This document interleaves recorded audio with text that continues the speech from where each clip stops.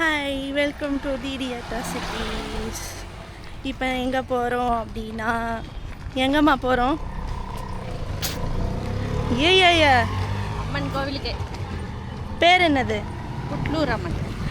புட்லூர் அம்மன் கோவிலுக்கு போகிறோம். வாங்க வீடியோக்குள்ளே போகலாம்.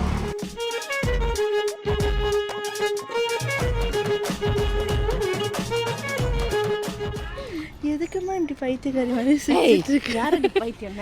பைத்தியம் தெரியுமா? இதோ இப்படி தான் பண்ணோம். பைத்தியம் எப்படி பண்ணுமோ? ரொம்ப 2 வருஷம் கழிச்சு இங்கே வரல இந்த கோவிலுக்கு. இதோட வரலாறு சொல்ல, இதை பற்றி என்ன அப்படின்ட்டு. அதாவது எனக்கு தெரிஞ்சது சொல்கிறேன். எனக்கு ஒருத்தர் சொன்னாங்க, ஐயோ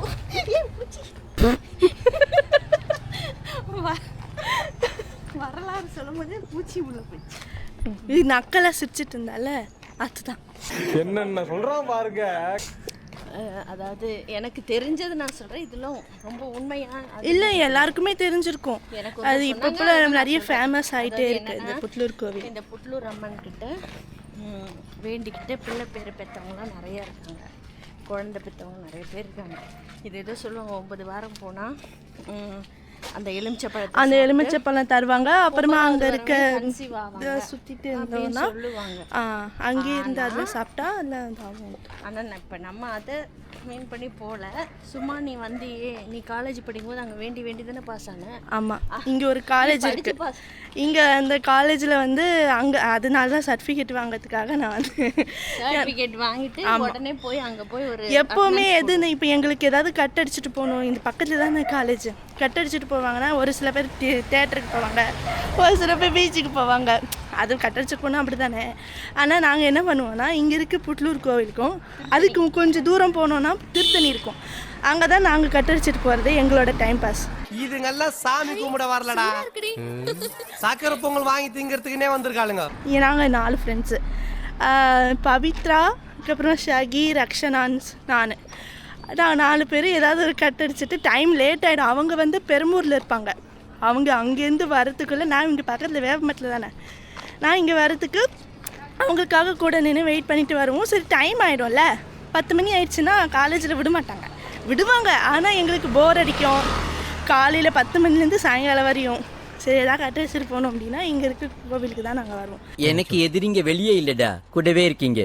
அப்படி நாங்கள் இருந்து பாஸ் ஆன கோவில் வரலாறு எங்களோட மெமரிஸ்.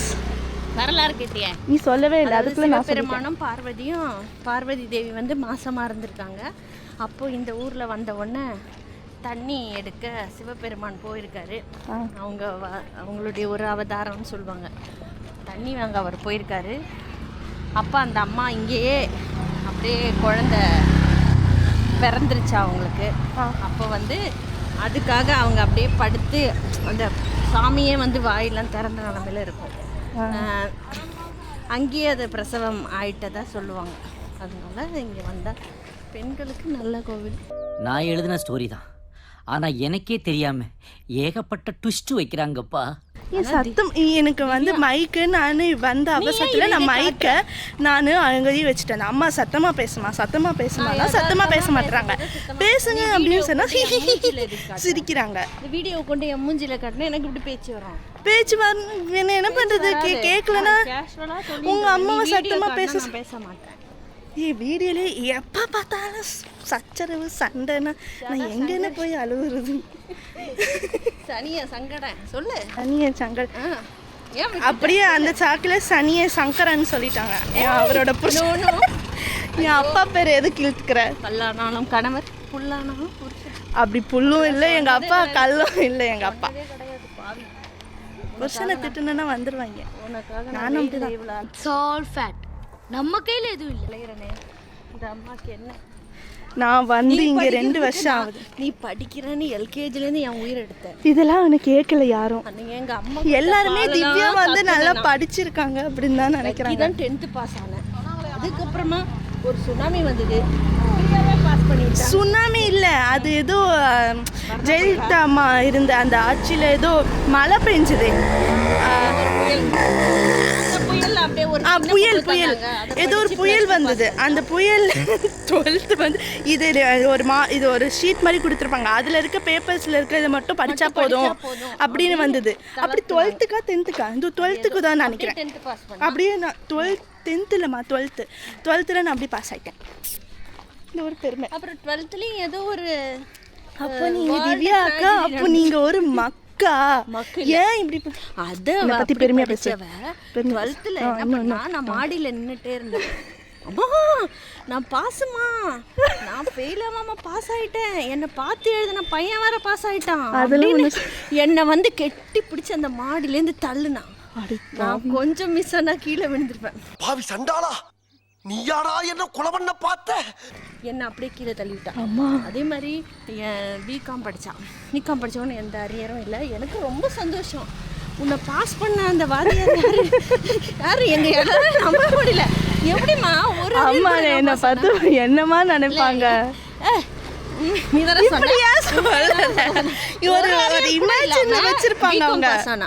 அப்புறம் பார்த்தா என்ன படிக்கவே மாட்டா. படிச்சு நான் படிப்பேன், நான் நல்லா படிப்பேன். A for apple, B for ball. இவன் டம்மி தான் போல் இருக்கு.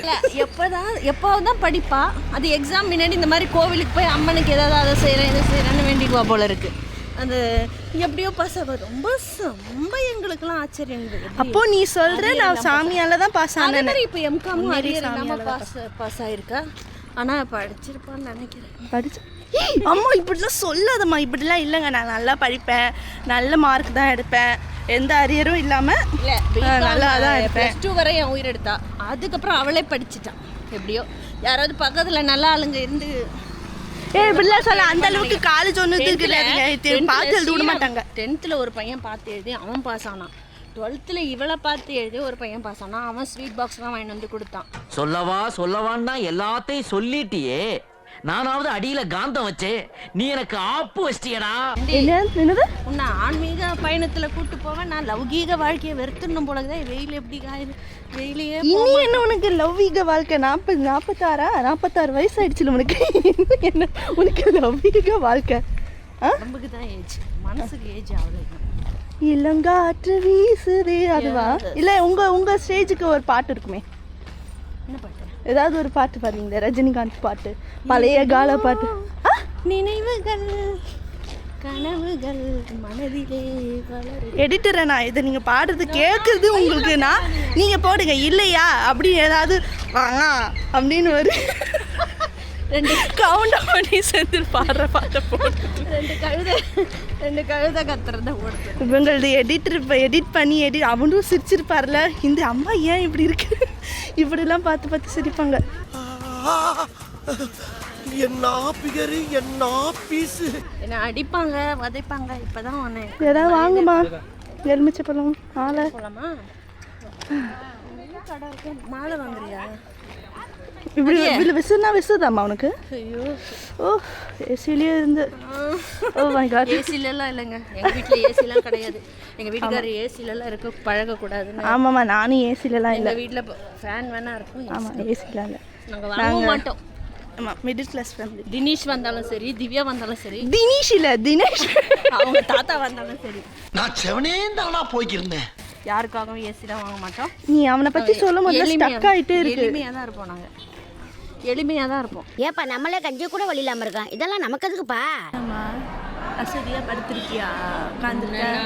கோயிலை சுற்றுறதுக்குள்ளே என் பிராணம் போதும். சாமி எப்படி இருந்தது? நல்லா இருந்ததா? அலங்காரம் பண்ணிங்களா? நல்லா இருந்தது.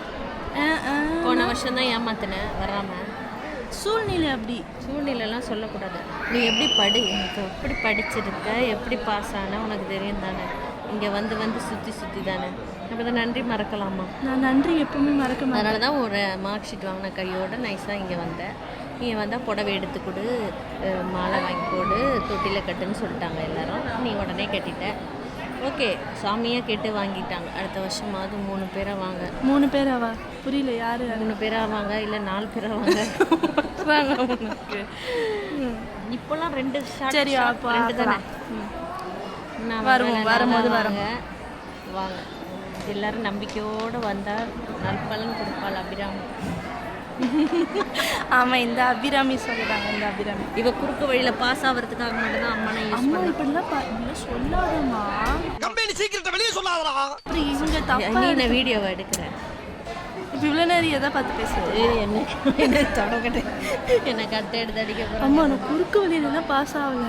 ஏமா இப்படிலாம் நேராக தான் எழுதி பாஸ் ஆனேன். ஆனால் எல்லாரும் இப்போ வருஷம் எத்தனை அதே பிகாம் படிக்கிறா, எவ்வளோ நேரம் படிக்கிறா? அவ ஆனா நீ படிப்பாளி, வந்து படிச்சிட்டு இருக்கா. நான் ஒரு 2 ஹவர் தான் படிப்பா, அவள் படிச்சுட்டே இருப்பாள். 2 ஹவர் என்ன எக்ஸாம், பப்ளிக் எக்ஸாமும் அதே நைட்டு 8 மணிக்கு தூங்கிட்டு காலைல 6 மணிக்கு எழுந்து படிப்பாள். ரொம்ப ஸ்ட்ரெயின் பண்ணிக்க மாட்டாள். அவள் 100 எடுக்கணுவங்க தான் அதை எடுப்பாங்க. நான் வெறும் 100க்கு 35 எடுத்தாலே பாஸ்ன்னு நினைக்கிறேன். என்னமாடா நீ? அது முதலே ஃபிக்ஸ் பண்ணிடுவா. அவள் சென்டம் எடுப்பா, அவள் படிக்கணும். நான் 35க்கு எதுக்கு படிக்கணும்? 35 எடுத்தாலே பாஸ் தானே. ஒரு 5 மார்க் எக்ஸ்ட்ரா 40 மார்க் அவ்வளோதான், பாஸ் ஆகிட்டது. இதுக்கு விழுந்து விழுந்து படிக்கணும். ஆனால் இப்போ தான் யோசிக்கிறேன், படிச்சிருக்கலாம். அடுத்து பிஎட் பண்ண போகிறாங்க அம்மா. பிஎட் பண்ணி இந்த செவருக்கு ஃபோட்டோ எடுக்கிறது ஸ்கூல் சொல்லி தரணுமா? ஸ்டூடெண்ட்ஸ்லாம் வரக்கூடாதா? வருவேன். படித்து புக்கில் இருக்கிறத அப்படியே படித்து சொல்லு. டீச்சர் தானே. நீ என்ன சார் சொன்னார்ல, பிஎட் படிக்க சொன்னார்ல, ஒன்று பிஎட் எடுங்கன்னு உங்கள் சார் சொன்னார்ல. அதுக்கு படிக்கிறேன்னு சொன்னேன்ல. இவ்வளோ தூரம் படிச்சுட்டு எதுக்கு? நீ எப்படி பாஸ் ஆனியோ அதெல்லாம் கவலை இல்லை. நீ ஆனால் அந்த படித்த படிப்பை உபயோகப்படுத்து. நான் தான் உபயோகப்படுத்தாம போயிட்டேன். நீயாவது உபயோகப்படுத்தி தானே இருக்கேன். நம்ம வீடியோ எடுத்துகிட்டு இருக்கேன். இதுக்கு ஒரு படிப்பு தேவையாக்கும். இதுக்கு 5ஆம் கிளாஸ் படித்தாலே வீடியோ எடுக்கலாம். இன்சல்ட் ரொம்ப கேவலப்படுத்துறான். இது இந்த எருமை மாதிரி கான்வென்ட்டு. சின்னதுலேருந்து ஃபஸ்ட் ஸ்டாண்டு, ப்ரீகேஜி, அதுக்கு முன்னாடி ஒரு கிண்டர் கார்டனு, அதுக்கு முன்னாடி ஒரு ப்ளே ஸ்கூலு. என்னை பற்றி எல்லாம் படித்து தான் நல்லா கான்வென்ட்லேயே +2 வரை படிச்சுட்டு அப்புறம் காசு கட்டுற காலேஜில் படிச்சுட்டு என்னை எவ்வளோ செலவு பண்ண மரியாதை சம்பாதிச்சுக்கோ. ₹1 கொடுத்துருப்பியா இது வேற? ₹1. நீ கேட்ட ஒவ்வொரு கேள்வி என்ன செருப்பால் அடிச்ச மாதிரி இருக்குடா. அதெல்லாம் எனக்கு தெரியாது. நீ என்ன பண்ணுவியா, எது பண்ணுவேன்? சட்டியில் இருந்தால் தான் நான் இத்தனை வருஷம் செலவு பண்ணேன்னா ஒரு பிஎட் முடிச்சு டீச்சராக போய் காலம்புறா எனக்கு கொடு. முதல்ல எழுதி வாங்கியிருக்கணும் நீ. சரி, இங்கே ஏதாவது ஆயமாக வேலை பாரு. நாங்கள் பார்த்துக்குறோம். உங்கள் வீட்டில் உங்களெல்லாம் பெற்று வளர்த்தி ஆயாமா வேலை தான் பார்த்துட்ருக்கோங்கன்னா கெஸ்ட் ஆஃபீஸராக இருக்கும். இது ரொம்ப என்னை பற்றி திட்டுறாங்க. பாய் சொல்லிடு. அவள் அப்படிலாம் இல்லை, நல்லா படிப்பா. அம்மான்னு கூப்பிடுறேன். அம்மா பை சொல்லிடி. பை சொல்லிடின்னா சொல்லுமா? சரி அம்மா சொல்லுமா. என்ன முடிச்சிரு. என்ன சொன்னா? முடிச்சிடுறேன். நல்லா படிங்க எல்லாரும். படித்த படிப்பை வேஸ்ட் பண்ணாதீங்க. ₹5 சுயமாக சம்பாதிங்க. ஏன் அழுவுற? அதுக்கு உள்ள அவ்வளோ இருக்கு. ஏன் அழுவுற? விழுந்து நான் கூட தான் படித்தேன். ஆனால் வேலைக்கெல்லாம் போகலன்னா. என்ன வீட்லேயே எனக்கு அம்மா கிடையாது. இவங்க பிஎஸ்சி சைக்காலஜி படிச்சிருக்காங்க. நான் உள் மனசு என்ன தோணுதோ அதை அப்படியே சொல்லிடுவாங்க. இப்போ நான் நானே ஒரு பைத்தியம் ஆகிட்டாங்க. என்ன சுத்தமாக பைத்தியம் ஆகிட்டாங்க. உண்மையிலேயே எங்கள் அம்மா பிஎஸ்சி சைக்காலஜி வரையும் படிச்சிருக்காங்க. 10.5 மாற்று தங்கமாக இருக்கீங்களேம்மா. உங்களுக்கு எப்படிம்மா இப்படி ஒரு பன்னாடை? நான் வந்து 12th வரையும் 10th வரையும் எந்த டியூஷனுக்கோ அதெல்லாம் போனது கிடையாது. நானும் சரி, என் தங்கச்சியும் சரி. இவங்க தான் அதுக்கப்புறம் இது பண்ணாங்க. 12th +1 +2 வந்து காமர்ஸ் எடுத்தனால இவங்களுக்கு அது காமர்ஸ் பற்றி எதுவும் தெரியாது. சொல்லுவாங்க நெஞ்சில் மஞ்சா சோத்தை எடுத்து இவன் அந்த மாதிரி என்னை அவ்வளோ படித்தா. அவள் கொஞ்சம் இவளுக்கு சொல்லி கொடுத்து அவள் படிச்சுட்டான். சரி, அடுத்த எபிசோடில் சந்திக்கலாம். பாய். இந்த மாதிரி கோவிலுக்கு வாங்க, நல்லா வைப் இருக்கும். எனக்கும் நல்லா பிடிச்சிருந்துச்சு. அவ்வளோதான். இது என்னோட மெமரிஸ், என்னோட ஃபேவரேட்டான ஒரு கோவில். எதுக்கு இப்படி கெக்க புக்குன்னு சிரிச்சிட்டு இருக்க? சரி, அழுதாங்கிற சிரிச்சாலும் சரி. மலரும் நினைவுகள் சொன்னாலும் உனக்கு என்ன இந்த வயசில் கேட்குதுங்கிற. அப்புறம் நான் என்ன தான் பண்ணணும்? என்ன வாழ விடுறீங்களா? ஒரு பெண்களுக்கு போர் அடிச்சிருக்கும்னு நினைக்கிறேன் எங்கள் முஞ்சே பார்த்து. அடுத்த எபிசோட சந்திக்கலாம். பாய். அதுவரை உங்களை அசிங்கப்பட்டான் ஆட்டோக்காரன்.